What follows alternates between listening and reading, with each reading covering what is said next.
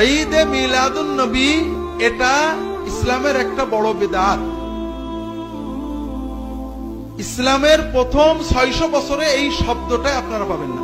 আজকে আমি জামে মসজিদে যেহেতু আলোচনা করেছি, এখানে বিস্তারিত বলবো না।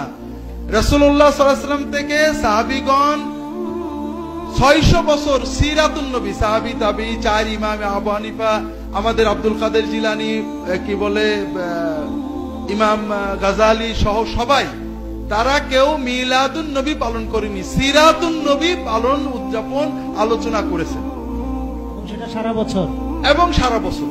এই জন্য রবিউল আউয়াল মাসে ঈদে মিলাদুন নবী পালন করাটা ইসলামে প্রবেশ করেছে রাসূলুল্লাহ সাল্লাল্লাহু আলাইহি ওয়াসাল্লামের ওফাতের 600 বছর পরে। তবে রাসূলুল্লাহ সাল্লাল্লাহু আলাইহি ওয়াসাল্লামের মিলাদ পালনের সুন্নত পদ্ধতি হলো মিলাদ দিন না বার, সোমবার প্রতি সপ্তাহে। বছর ঘুরে আসলে আপনি একদিন নবীর আশিক হবেন, এটার দ্বারা ইসলামের কিছু হয় না। এটা ইহুদি খ্রিস্টানদের সিস্টেম, আমরা নিছি। আপনি প্রতি সপ্তাহে সুযোগ পেলে সোমবারের দিন রোজা রাখবেন। এটা হলো রাসূলুল্লাহ সাল্লাল্লাহু আলাইহি ওয়াসাল্লামের মিলাদ, জন্মে আমাদের শুকরিয়া আনন্দ প্রকাশের সুন্নত পদ্ধতি। রাসূলুল্লাহ সাল্লাল্লাহু আলাইহি ওয়াসাল্লাম সোমবারে রোজা রাখতেন।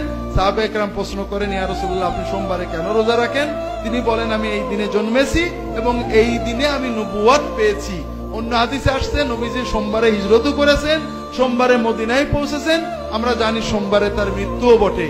এই জন্য সোমবারে রোজা রাখা একটা সুন্নত আমল, এটা আপনারা পালন করবেন। এটাতে অনেক বরকত ইনশাআল্লাহ নসিব হবে।